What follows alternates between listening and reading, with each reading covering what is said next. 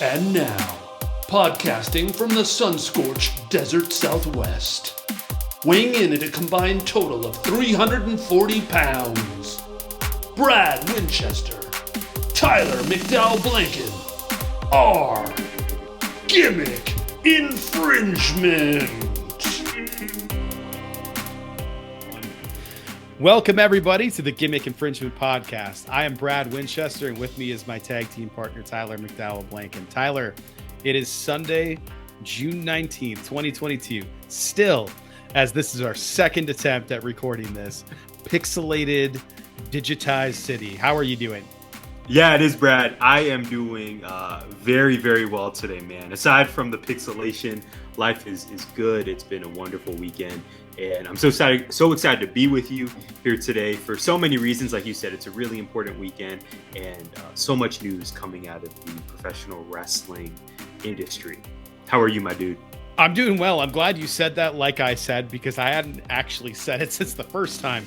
This is a big day for 19 Media, for us. It's Father's Day. It is Juneteenth. It is the 1 year anniversary of the start of 19 Media Group. We have something special later in the show. Really excited to be here. As always, I'm excited to see you. Love hanging out with you on our Sundays. This was an insane week in the world of professional wrestling, Tyler. Let's get into it and hit me with your question one. Yeah, let's waste no time. Thanks for setting it up for us like that. So my first question, totally AEW related, as we always do. The main event of Dynamite was bonkers, Brad. I watched it yesterday. We're recording this on a Sunday. I usually watch my AEW content on Saturdays. Absolutely bonkers. Dudes going through tables, ridiculously impressive spot after spot. My question for you, which of these two are you most looking forward to seeing play out over the next few months? The Young Bucks' second tag title reign, or heel Christian and the eventual Christian versus Jungle Boy match that we are definitely getting? Heel Christian. Don't have to think about it. Like, I love the Young Bucks. They're great. They know how to put on incredible matches. They do all their Young Bucks stuff, but they make it so their formula is not be formulaic. So you always get these Young Bucks spots and you can kind of feel the rhythm of a Young Bucks match, but it doesn't feel like it's the same thing over and over and over again. Like, that match was nuts. That was absolutely insane. I think the right team won. I loved the Christian heel turn. I hope Jungle Boy is okay. Because he did in that concerto did take it on the coconut. It wasn't full chair, and he was busted open. So hopefully he's doing all right. And when they took him off on the cart, it was selling it and not he really needed to go off on the cart. But man, I'm here for heel Christian. I think we've been waiting for it for a really long time. So happy we're finally getting it, because I think he could be a monster heel in AEW for them. Yeah, I'm so excited, man. This is everything we wanted it to be. I think, like you said, the right decision was made that the Young Bucks went over, new champs, and the fact that we finally got Christian to hit that kill switch on Jungle Boy, the concerto, talking trash to Jungle Boy's mother and sister. So good. It's everything we wanted to be. In fact, I would argue the match and post-match exceeded my expectations. I'm here for it. Mine as well. I didn't know what to expect. I knew it was going to be good, but I didn't think it was going to be this. This is perfection. This is professional wrestling perfection. Absolutely. Tyler, my question one. There are an absurd amount of belts in AEW right now. TK owns ROH, but the only title actually being defended, it seems, or titles being defended, it seems, are the tag titles on rare occasion, and Samoa Joe when he isn't being jumped. My question is this. Has Gresham and Martinez, have they, not regularly defending the promotion's two major titles, has it hurt the ROH titles? And by extension, the value of matches in the promotion once it regroups? Or is the TV time good enough? So to clarify, that's a good question. Martinez and Gresham, world champs for the promotions. We have the pure champ is in the promotion in Wheeler Yuta. He hasn't defended it on the show in 2 months. Samoa Joe hasn't defended it in about as much time because he was in the tournament. But so he just has the title, and FTR defends it occasionally, but most often I think in other promotions. So they're there, but they're not really doing anything with them. Does that help or hurt ROH is really what I'm asking. Absolutely.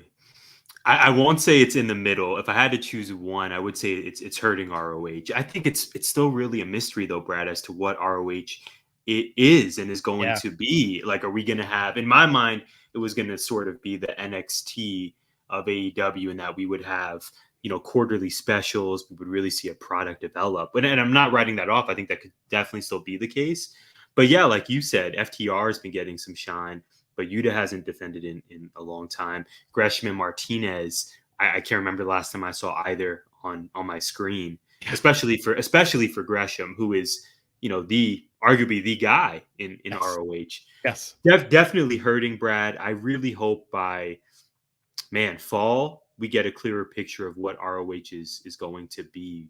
As you and I have spoken about at length, I think a lot of the talent that is being underutilized in AEW, ROH would be the perfect spot to place them. So hurting is where I'm leaning toward. I just really want to figure out what the vision is for ROH. And then, like you said, give us some more TV time and let's develop something. Hard to make an informed decision or an informed judgment when you don't know where ROH is going. Yeah. And we've spoken about on GI before, if AEW lands a streaming deal, I think that could really be the key for ROH to take off and redevelop an audience. But it's just question mark city at the moment. Well, MLS, for example, I know this is not a soccer talk show. Yeah, I was going to say, are we talking Major League Soccer? That's a first. Yes. I didn't think I'd ever say it. I don't really care about Major League Soccer, but I do care about TV contracts, or in this case, streaming contracts. They just made a deal with Apple to have their streaming rights. So MLS will not be on television anymore, which is kind of crazy. You can't see it on TV. We have to watch it streaming, but they'll actually be in high def. They have not been in 1080 this entire time. Not all of them anyway. So it's actually better for the clubs in terms of the product, but I don't know if it'll increase viewership. But I think if people were on a streaming service and, there's something I haven't seen and it's live and it's on now and I can watch now and not just on demand. Very cool. I'm going to turn that on and catch it live. Dude, I need them to put Australian rules football somewhere. You've been a fan for a while. Yeah. Footy is amazing. I'll not get off of this horse. I'm going to ride it until it dies. Such a great sport. The clips you've sent have always been great. I'll just say this. To me, it seems like we are never at a loss for activity happening in AEW. Right now, there's a New Japan partnership. The All Atlantic title is introduced. There's just always something going on, which I think is part of why you and I admire and enjoy this company so much.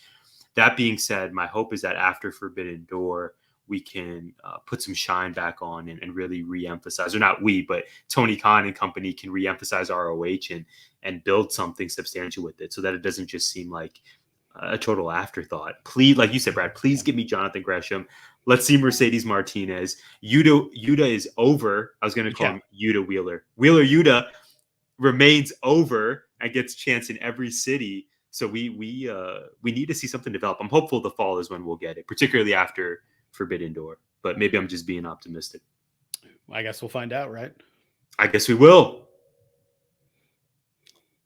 Brad, our next segment. I'm just worried I was freezing, man. It's in the back of my mind. Dead Air Jones.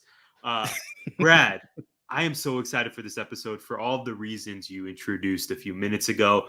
But first and foremost, if we can go in chronological order here, we have a very special edition of my favorite segment on Gimmick Infringement.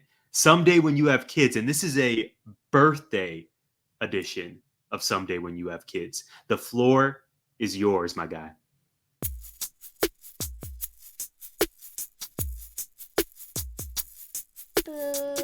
And now it's time for I'm crazy. Someday When You Have Kids. You're crazy. This was a really fun weekend. This was an exhausting weekend, to be clear.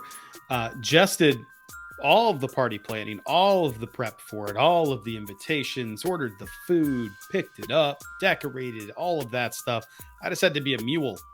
That was my sole job, is just mule that stuff around, get the kid, make sure the kid's okay, and then go jump around on some bounce house type platforms, I guess. We went to Elevate for the birthday party. We got 90 minutes of jump time. It is an enormous trampoline park with foam pits and crash pads. I was doing my best to hit a swanton bomb onto these crash pads. I just stuck the landing a couple of times doing a full forward somersault, which was the goal. I was not going to tell anybody I was going 450 and just only made it one way around. But that's what happened, including my almost 75-year-old father-in-law doing forward flips into the crash pad. Wild man. I saw the video. He can go.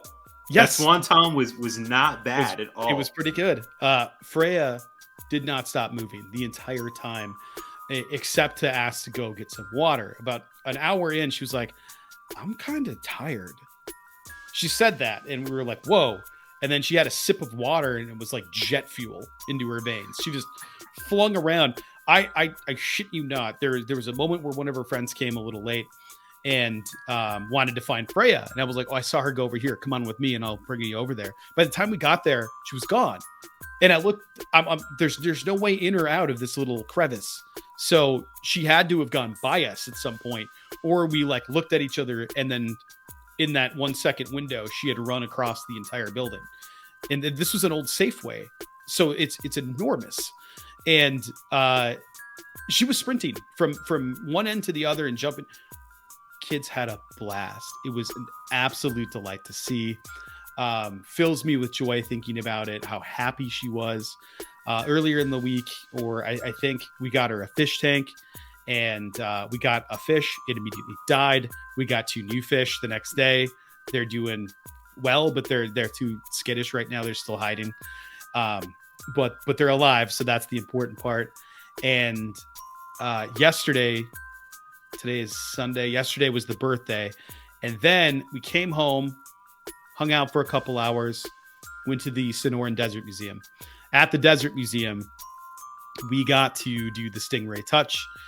She wanted to touch all the stingray in the water and get the black light and hit the scorpions.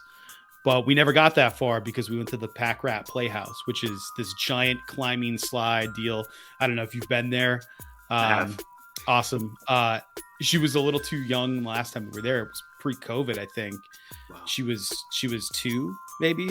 So there's a little spot where their little kids could play, because every time she tried to go on something, bigger kids would be in the way, and she'd like, I don't want to do this. She was at the top of this thing, like, I don't know, 25, 30 feet up in the air, just hanging out in this little crow's nest deal, and then coming down and going on the slide and stuff. It was really fun. I could not believe she had the energy. And then she got home and she was like, "Yeah, I'm good. Let's stay up." I was dead. Give you some more water. So, yes. So this morning I got up at about 5:30. Actually, it might have been earlier than that, and came out, turned on the coffee pot, didn't actually make any, went out with my jug of water, started raking the rocks to prep landing area for a sandbox. Had to build the wooden thing, the sandbox itself, built that, got it into the ground, 400 pounds of sand into the sandbox, and then went inside. Freya came out with some Father's Day stuff, and we brought her outside, and she was out in the sandbox for about an hour just scooping stuff and having a blast being in there. She's a little on the high end of thinking sandboxes are cool in terms of age. So we'll see how long it lasts, but she's pumped for now. So that's it. I'm going to take this opportunity to end the segment, but I wanted to show people on YouTube this Righteous shirt that I got as a Father's Day gift. It's awesome. It's absolutely the kind of shirt that I would buy if I saw it in the store. Yes. It's 100% me. Freya is holding a hot chocolate cup, and I am wearing, I am holding a coffee cup. They look similar, and it says, dear dad, great job. I'm awesome. Thank you. And it's me and Freya. For those of you that can't see the shirt, it's wonderful. It's her birthday coinciding with Father's Day and everything else going on in our world right now, in our small circle. It's just, I can't tell you how full I feel right now, just full of love and happiness. And it has been a great week, maybe 2 weeks. And yeah, man, I guess we'll have to fit it with this. Someday when you have kids, you'll get to experience all of this. That was beautiful, dude. That I just gotta say it. That has to be my favorite someday of all time. That was amazing. I am so happy for you. I'm so glad Freya. I'm so glad Freya enjoyed her 5th birthday. I think this will definitely be one she remembers for a long time. And my realization from your segment there was I need to schedule my next birthday at the Elevate. Hell park. yes. I don't know if there's an age limit on this, but no, we're doing it. I legitimately think that I have to do this at some point in my life. We're absolutely pulling wrestling moves off on that. Yes. Yeah, it's happening. Yeah. Okay, as long as there's no age limit, I will look into this. No, there's literally no age limit. Jess's dad is like, maybe I come here for my birthday. Okay, I'm saying I watched the videos you sent me. It's awesome. I was like, man, this is like not just a market for adorable children. No, I hope those of us of an advanced age can go too. There's a dodgeball area. So there's trampolines with dodgeballs, and they do tournaments like every hour. I think you and I need to put all of our money and life savings into opening a wrestling themed trampoline park. Hell yes. Okay. We'll still run gimmick infringement, but the main money that's what it's going to be. Gimmick infringement's going to be the name of the business. Yeah.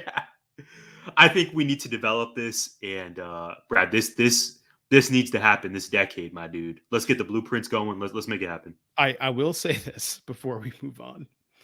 I took my first bump when I got there because Freya was like, drop on your back. And I did. And immediate whiplash. Like, I immediately fucked up my neck. Like, we were there for 3 minutes on that thing. And I was like, I'm in pain. Immediately. It ain't going away. And like, it was rough the rest of the afternoon. And then it slowly subsided over the evening. But it's just some light spinal stenosis for you. It was bad. I was like, God, I did hit 40, I guess. I'm glad it was a beautiful weekend though. That awesome. really touched me. It's great to see you happy. Appreciate that. Shout out to Jess for taking care of all the logistics and then some. And shout out to Freya for just being just the greatest, the most adorable, the most creative 5-year-old that I know. Yeah, she's the best. She did punch me really hard yesterday, but she's the best. She's your she does it unexpectedly. We were in the restaurant at the Desert Museum, Ocotillo Cafe. Okay. We're just sitting there and I was like, it's awesome. Great sit down place. We were just sitting there and I was waiting for my margarita to come out because of course I was getting one. And I asked her if she was okay. And she just looked at me and then just cocked back and nailed me right in the arm and started laughing. And I was like, we can't do this in the restaurant, Freya. But I will. She can work big. She can work babyface and heel, Brad. This is a special talent. Yes. You know that. Some of our favorite workers can pull off either seamlessly. This is her. Absolutely. Yeah, she's going to be great someday. Yeah. Nightmare Factory class of, what did we say? We always change the year. Yeah. Class of 2040. I don't know. Does that math add up? We'll figure it out. No, she'll be old. Too old. 2035. We'll go with that. Okay. No Sweet. idea if that's right. Brad, I think it's time for question number 2. Speaking of your shirt, actually, if you are listening to this episode, thank you, first of all. And secondly, I need you to check out the video. 19 Media Group on YouTube. Brad's shirt. I love the character that is him. It is half Brad Winchester, half Orange Cassidy. And that relates to my second question for you. Thank you, Brad. This is the content I come here for, in the words of Jabari Davis. So, Brad, with your shirt, my second question, Orange Cassidy is back. He confronted, if we can use that term, he confronted Will Ospreay, and we are getting Ospreay versus Cassidy at Forbidden Door. My question for you, specifically for Orange Cassidy. Now that he is back, what are you hoping to see from this run of his? I think at the beginning of AEW, he was such a huge draw. He was in prominent spots, TNT title matches. He was even in a world title match against Kenny Omega and Pac. What do you want from this Orange? I don't want to say Orange Cassidy 2.0, but now that he's back, what are you hoping to see from him? Are there certain matchups? Do you want to see him contend for a title again? What are you hoping is in store for OC? Man, that's a good question. Now that there's like 75 titles, I want to see him contend for a world title, ROH world title. So I want to see him in the title pictures all the time. He should always be around the TNT title. I don't know that he needs to win it ever, but he should always be around it. If he wins it, I'm not going to be mad about it. I love Orange Cassidy, but like nobody in their right mind is going to think that an Orange Cassidy Miro matchup isn't going to end the way that it's going to end. But Orange Cassidy Scorpio Sky, I can believe that one. Orange Cassidy Sammy, I can believe. Orange Cassidy, take your pick, not Wardlow, not Miro, not some of these other guys that are there. He's wrestling Will Ospreay. I didn't think we'd ever get that either. And I don't know what to do with that. So I'm hopeful that it's a really solid run. I'm hopeful that he gets gold of some kind, preferably not AEW gold, but maybe ROH gold. And I just want to see him be around the picture and want him in an important spot. Hopefully I filibustered long enough for your connection to stabilize, because I was done like 30 seconds ago with my thoughts, but it looked like ass. So I was afraid we're going to have to restart this bad boy again. Yeah, I can hear and see you perfectly. Okay, good. Is it the same? Okay, beautiful. We're good. Yeah. I love your idea here, man. I'll just add that I can't gush about that triple threat match he had against the defending champ Kenny Omega. It was so good. And then Pac at Double or Nothing. Like, it was jarring. It was jarring for me. They absolutely sold me a ticket. I was of the mindset, Orange Cassidy doesn't need a belt. That would be ridiculous for him to have one, so on and so forth. But they sold me a ticket, and him holding gold, AEW, ROH, etc., is something that I think I would really enjoy, Brad. Spot on. I agree with you on this one, 100%. Awesome. Yeah. Okay, well, it's time once again for the State of 19 Media.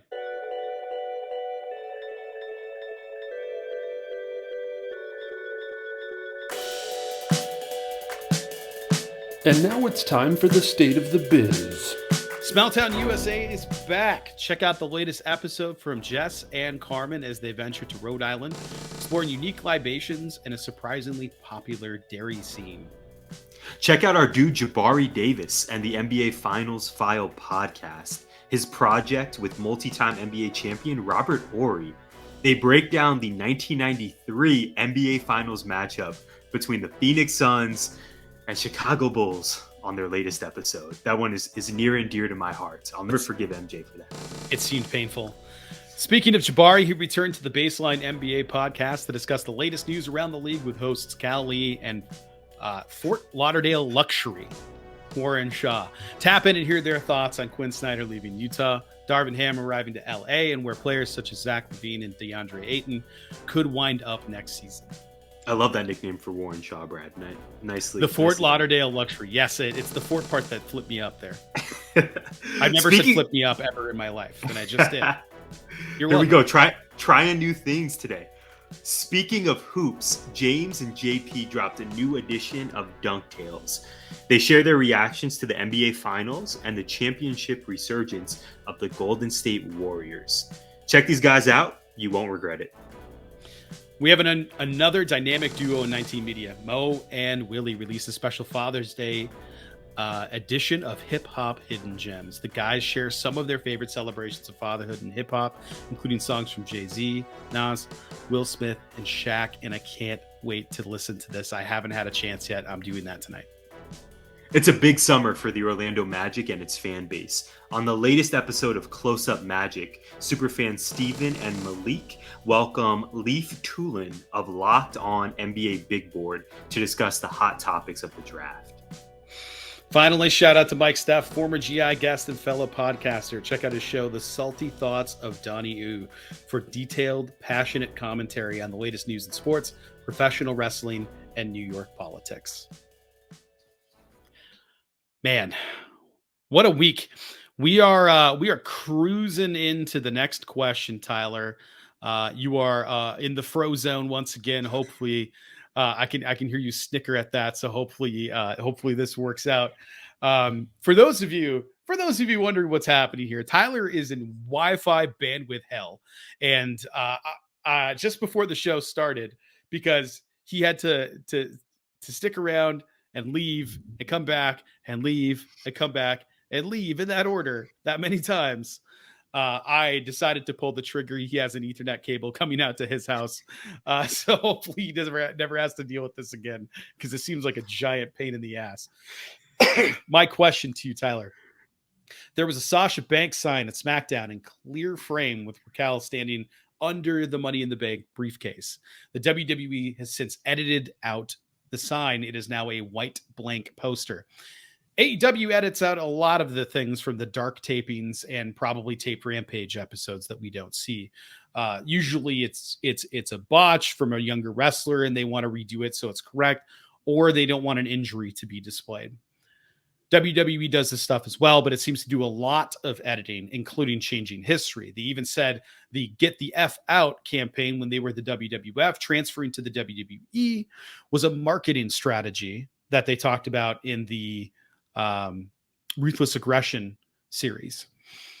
It was a way to reboot the brand, but they didn't mention the World Wildlife Federation lawsuit at all. Should wrestling companies be responsible for preserving their own history, or should they be allowed to rewrite it as they see fit, especially with situations like Chris Benoit? Wow. The last point you said leads me to responding with that company should be able to rewrite their own history. It's tough because on one hand, with a situation like Chris Benoit, I think the appropriate action really is to scrub him from your history books.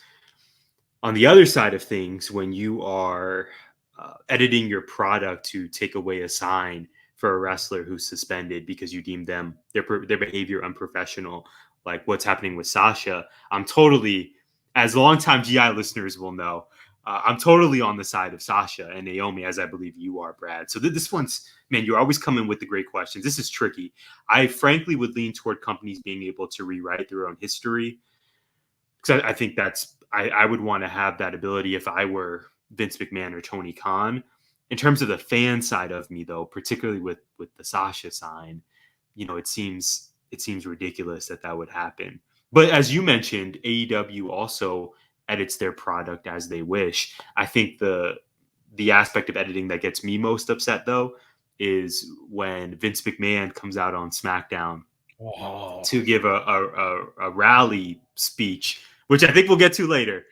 But clearly WWE production sweetened the audio on there and inserted a lot of cheers. So that's where, like, I get it. And I'm not going to be ridiculous and say WWE shouldn't do that, because that's their right. But as a fan, it's just so obvious when Ronda Rousey's cutting a promo or Vince McMahon comes out and all of a sudden they're speaking and you just hear the same exact pitch and cadence of cheers that you heard at Backlash, the greatest wrestling match ever, a year or two ago. So I'm gonna side with companies have that right, and they should. But also I want to recognize that certain usage of it can be infuriating. Yeah, it's great points by you. I think I agree with you. It's hard when they have a shot of Britt Baker in the crowd at a wrestling event for WWE before she became a professional wrestler, and they edit that out. That's so strange. Like, we're not going to bother giving this person screen time. It's strange behavior. But when it comes to something that really damages your brand or your company, I understand it. I just don't like that they rewrote history that was outside of them with the get the F out stuff.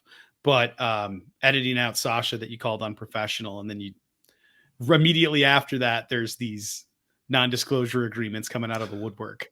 So yeah, it's not a good look.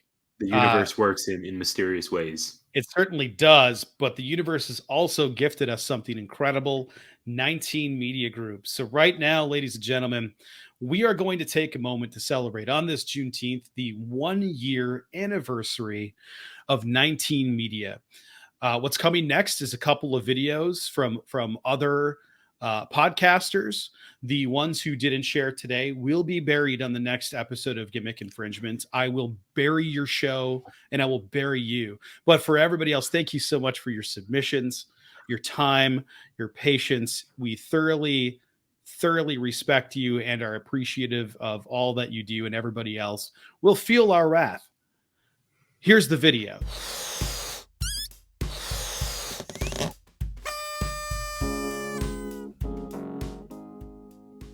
Today is Juneteenth. It's a very important day in American history. This is the day in 1865 that enslaved African Americans learned of their emancipation. So I would like everybody to join me in celebrating big. All of the fireworks and food you have set aside for the 4th of July, use it today instead. And I'd also like to wish everybody out there a happy Father's Day. And to the mighty 19 Media Group, happy anniversary. What a wonderful day to be alive. June 19th, 2022. What a date.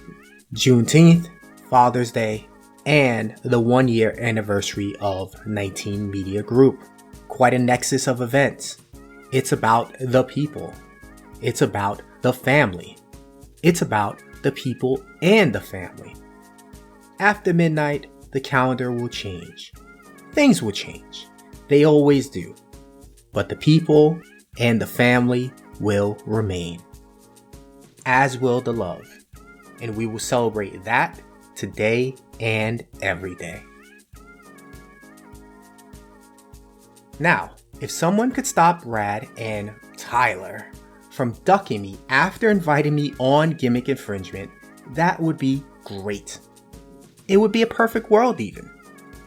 But until that day, let's keep up the good fight. 19 forever.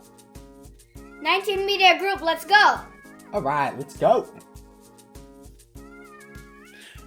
That was great.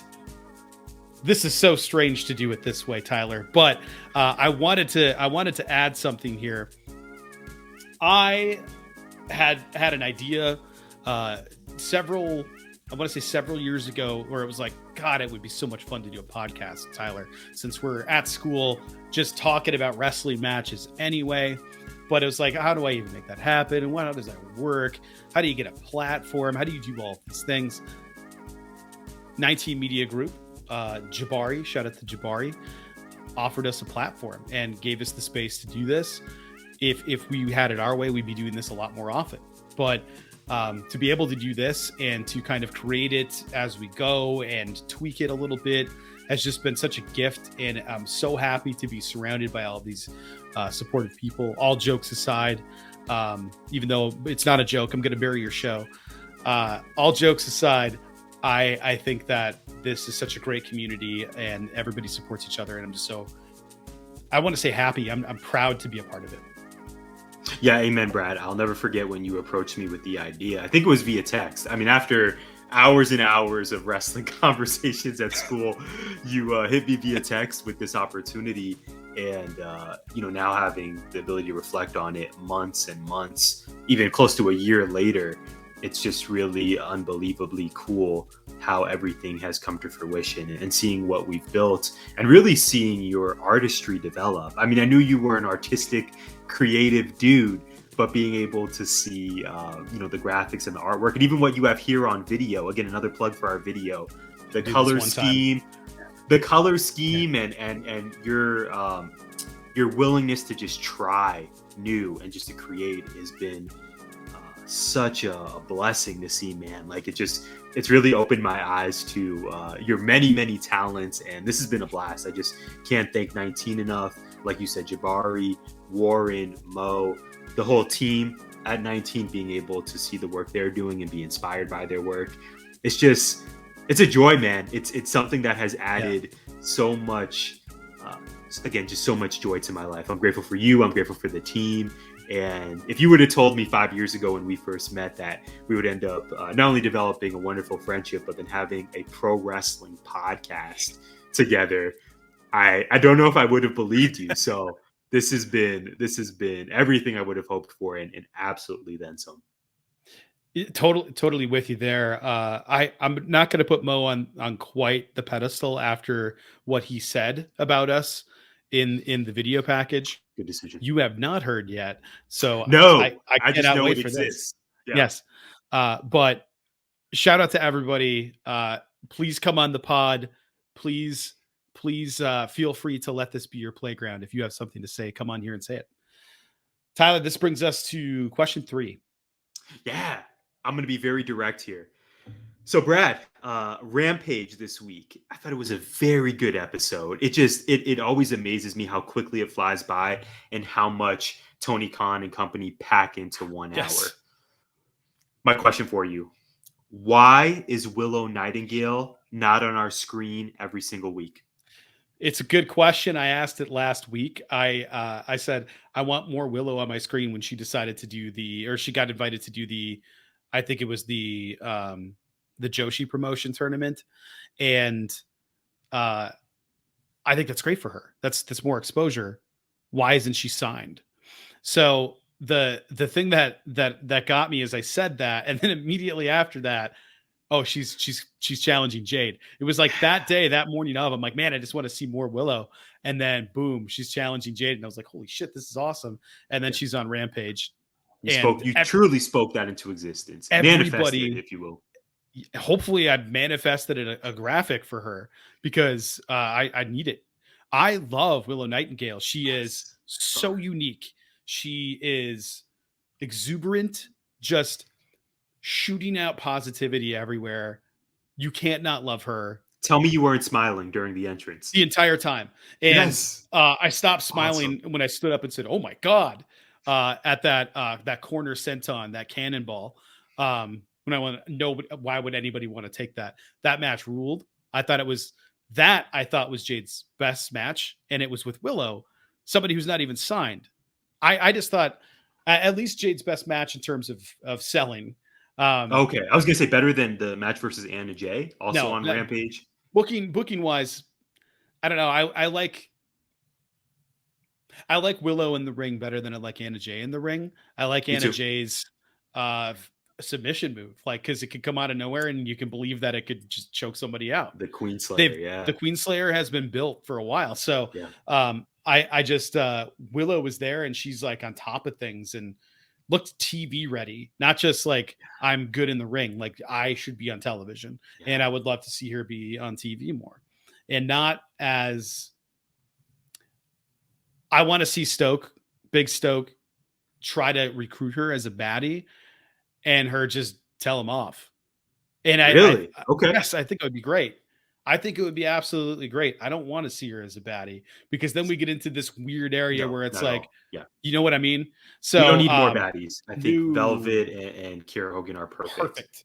Yeah, perfect. No, we don't need any more. With Stoke being the publicist. I do have to ask you though about the phenomenal sell of the. So like you said, Jade wins the match.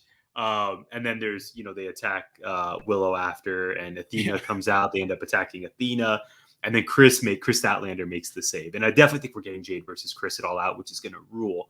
And that'll be Brad, I think so. Brad, you know what's coming here. You already popped for it. Chris Statlander runs down to the ring to save the day. And she hits Stokely Hathaway with a phenomenal slap to the back of the head. And Brad, the sell for Stokely, how would you describe that? He just sort of discombobulated? Yeah, yes. It was like his knees turned into jelly, and his knees and his neck turned into jelly. He did like this thing, like a full speed Frodo falling down when the Eye of Sauron hits him and he does this little dancey fall move. That's what he looked like, but full speed. I laughed so hard when I saw it, and so did commentary. That was the thing that got me. It's like they laughed. It was beautiful. The sell on Twitter afterward is what got me, though. Yeah, like him tagging Obama and all of these other people saying, "Yeah, you know what's in you," and it's so funny. Yeah, he tagged Oprah and just a whole slew of people. Yeah, he's top 10 Twitter follow. Absolutely. Oh, 100%. Stokely, Nyla Rose, Uncle Dax, Yes. they're all up there. Yeah, absolutely.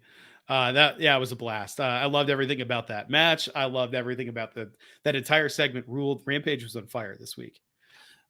Speaking of being on fire, Penta. Tyler, question three. Third round.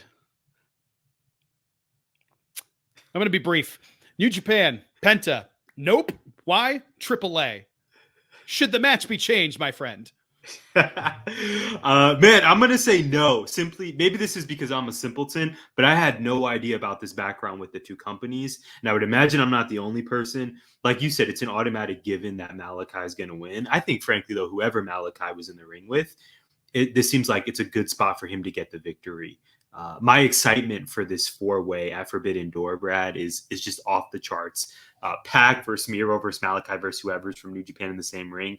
Sign me up. Yes. I don't know that it needs to be changed, though. Again, and I don't know what it says about me, but I had no idea about these business dealings. I heard about the Andrade news and how he's actually not going to be at Forbidden Door, but I did not know about Penta, so I'm going to say no for the opponent being changed. Maybe I'm a simpleton, though, man. You can tell me if I am. I don't know because Ray is supposed to be. Well, Ray was supposed to be there, but we found out a while ago that he wasn't going to be able to, and nobody really knew why. So, for all I know, Penta got special permission. Maybe they just didn't want Andrade there. Maybe they just didn't want Ray there. Maybe they're just too good. I have no idea. But that's kind of the way things are right now. I'm glad we made it through question 3, Tyler. We're on to the next section, and I have a feeling we're probably going to have to start it over anyway. Now that we're at 49:58, and you're freezing up, but you unfroze. Holy cow. We are not actually at 49 minutes. We are probably closer to 40 with our start time and our stops in between there. Who knows? Nobody knows. We're going to find out together. What do you want to talk about first? Would you like to talk about Jeff Hardy? Would you like to talk about Sasha Banks? Would you like to talk about Vince and Johnny Ace? Yeah, Brad, this is, where do we want to start? I'll start with Jeff Hardy. I'll just go, I guess, in chronological order since that happened first. Brad, not much to say here on my end, at least, mostly because of my Wi-Fi worries. But this is just so incredibly, tell you, man, that Ethernet cable that's coming my way, I think is going to be a game changer. Just so disappointing about Jeff Hardy. I've kind of always worried about him, particularly since that Victory Road 2011 match with Sting. This is sad. Makes me upset. I feel disappointed. 3 times the legal limit, man. And this dude is driving in the middle of the day at like noon on the Florida highway. It's just, I just hope this never happens again for him, for his own safety, for the people around him. I hate that people are attacking Matt Hardy and his family. Yeah. There's nobody wins in this whatsoever. I'm just glad he didn't hurt anybody, excuse me, nor himself. But I hate to see this. And, Jeff Hardy may end up getting jail time for this. And it's his 3rd DUI in 10 years. So I don't think he needs or deserves any special treatment for being a celebrity. He seems like a decent guy from, I think, all reports we read, Brad. But, he's got some demons and it just makes me very sad. It's so difficult too, because it's like everybody does say he's an incredibly nice guy, but incredibly nice guys don't do this. So it's one of those actions versus words things, because I'm sure he goes out of his way to help people, and I'm sure he's incredibly kind to people and patient to people. Right. But also, you can't drink and drive like that. No, it doesn't matter how many loops around the ring you make during your entrance to high five fans, which I think is incredibly cool. Like you said, Brad, if you're driving drunk, don't know that I can call you nice anymore. You hit a car with one of those fans that you high-fived at the arena and killed them. How are you going to feel at that point? Right. So it's maybe that's a little too dark, a little too bleak there, but it's a sad situation. Also sad, Sasha Banks, man. Sasha Banks, it has been reported by Raj Giri that he's saying that Sasha is likely going to be released. It sounds like that has all but been confirmed by a multiple talent backstage. I don't think there's been a press release issued yet, that to my knowledge. So Correct. as of this moment, she has not been released, but it is believed that it's going to happen. I would love to see her do anything she wants to do. I would love to see her acting. I would love to see her wrestling. I think we all would. I think everybody feels kind of the same way about Bray Wyatt. I'd love to see him in the ring again. And I know we will see him in the ring again. I also know he's doing the Hollywood thing, which is why more and more I feel like AEW is a good landing spot for him because he'll be allowed to do that stuff. I think the way he exited WWE wouldn't allow him to do that kind of stuff. Even though he makes the most sense in WWE as a full-time competitor, I just don't think they'll let him have the kind of time like Cena has, because he's not that level of star after being basically released for no good goddamn reason. Sasha Banks being released for no reason too. It's crazy because she said, you're booking the tag titles in a stupid way. Why are you making us wrestle each other? We're co-tag champs. This is dumb. Build the division. And it was pack your bags, kid. And then you are unprofessional. You are not professional. That's the part that I have a hard time with, Tyler, because of the next circumstance.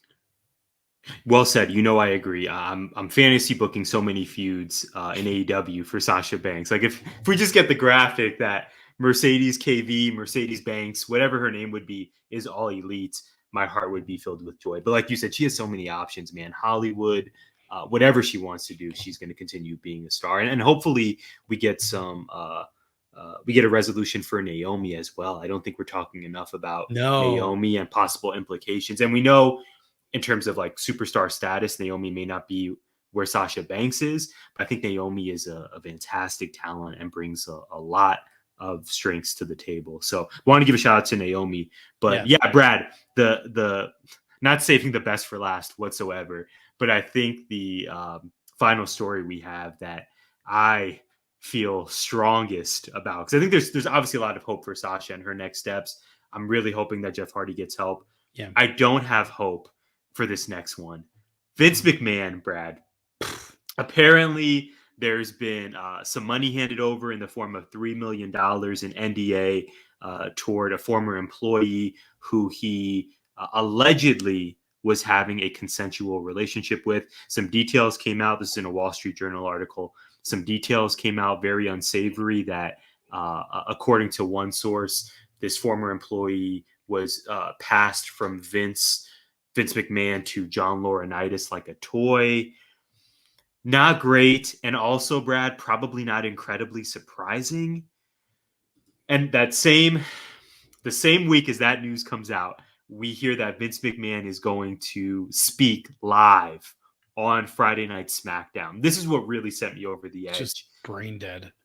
Vince, and please jump in when you want to. Vince, I'll try to be short and sweet here. Vince kicks off SmackDown, comes to the ring, and essentially says, WWE's motto, as you just saw, is then, now. I'm not going to try Vince McMahon voice.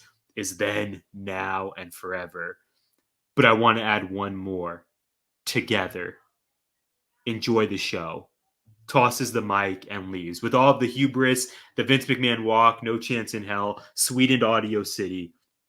So that happens. And then, Brad, we end the show with Brock Lesnar returning. And we get Brock Lesnar versus Roman Reigns, part 12, as the main event of SummerSlam. I know those are two different stories and not even on the same level of importance. But Friday night was just an absolute nightmare for me in terms of what's going on in WWE. I'm going to kick it to you. I am upset about all of this. Vincent Kennedy McMahon came out to the ring, all swagger, no chance in hell, piped in crowd noise. And don't get me wrong, there were a lot of people cheering for that dude. A lot of people. And there were people doing this and booing while I came out too, because they're probably like, boo, you're a piece of crap. man, when he got in there, he just growling. Then, now, forever. Most important, together. Welcome to SmackDown. And then he chucked the mic. That was the thing. He flung the mic like he was holding a clipboard in the sideboard, and they just lost the Super Bowl because of a bad mistake by the quarterback. Just threw that sumbitch in the air and walked away. It's like, that's it? That's all you're going to say? You're not going to say, Stephanie McMahon's taking over my responsibilities as CEO. I'm proud of my daughter. I'm cooperating fully. I wanted to let you know that the company is in good hands and that WWE will always be together forever. And that's how you put your crappy slogan in there. But not come out and be like, together is the most important, which means I need your back because I'm a piece of shit and I got caught. Like, Jesus. You said it perfectly. What is happening? And then you have Riddle. Not Matt Riddle. Sorry. It's just Riddle. Riddle come out, impassioned speech, all fired up, great promo, awesome shouts to Randy, really building that up to be like, Randy's down. We got to be behind Riddle because he looks like $1 million. He sells his ass off. All he does is have great matches. He's a great worker. Sure. I would have that guy do a New Japan match. That's 5 stars immediately. His match with Roman was great. Great main event. Run that back. Riddle can get up and go like, you wouldn't beat me in a fair fight. You would not beat me in like a street fight. I have an experienced background in MMA, blah, blah, blah. Nope. He loses. Brock comes out and we're doing this again. I'm going to watch SummerSlam, but I'm probably turning off the main event and then just find out what happens on Twitter because I've seen it 100 times. Yeah. You're not exaggerating. I know you're not. It's the fact that we are both very tempted. And I love Brock. I have to say that. I like Brock Lesnar and I love Roman Reigns. Right. I just don't need them together again. That's the conundrum. It's not a reflection of both of the talents here. And both these guys are generational talents, future first ballot Hall of Famers, but we've just seen it so often. And I get a constant accurate criticism of WWE is that they haven't invested in building enough stars on the roster. But Brad, Bobby Lashley, just sitting there. I sent this to you via text, my own original idea. The Hurt Business versus the Bloodline. Call up Solo from NXT 2.0. Yeah. 4-on-4 main event of SummerSlam. Winners take all the gold. It can be no disqualification. Anarchy in the arena. Whatever you need to do. Total gimmick infringement. That is so much better to me. There are so many better options than this. Even Seth Rollins versus Roman Reigns. Yes. And frankly, Brad, if I can just put out this theory, I'm kind of feeling like SummerSlam ends. I think Seth wins Money in the Bank, and SummerSlam ends with Seth possibly cashing in. I hope so. He takes the belts, and the crowd goes home happy. To me, this feels very much like that infamous WrestleMania at Levi's Stadium, where the crowd was down on Brock versus Roman as the main event. Seth cashes in, and then we get one of the most historic moments in WWE of the last 2 decades. I really think that's in play here. And then you and I are going to regret turning off SummerSlam, which is how they hook us. They're brilliant. Yes, yeah. We are not going to miss the main event. They're absolute monsters. They're like the high fructose corn syrup of entertainment products. Just addictive. It's a phenomenal analogy. Just all of it. Yeah. That is going in the Twitter description somehow. That's a phenomenal analogy. Yeah, Brad, I don't know how many messages I sent you individually and then in our various chats. You were upset. It was a rough Friday night in terms of trying to be a fan of this product. And then the last thing I'll mention is thinking about how this affects our excitement level for that show in Tucson.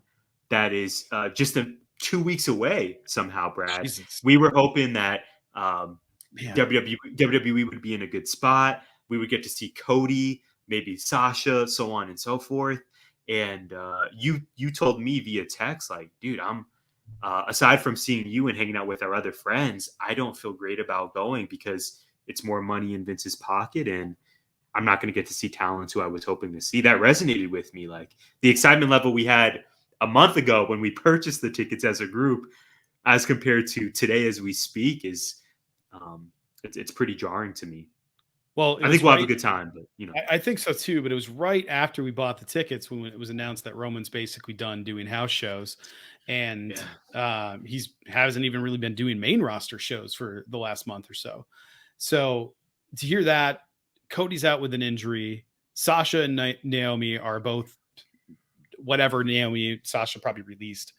I don't know who they have left because the people that were marketed for Sunday Stunner were Becky and Cody, and I don't even remember who else was marketed for that. So Drew, Bianca, which sign me up for both of those. If we get both of them, great.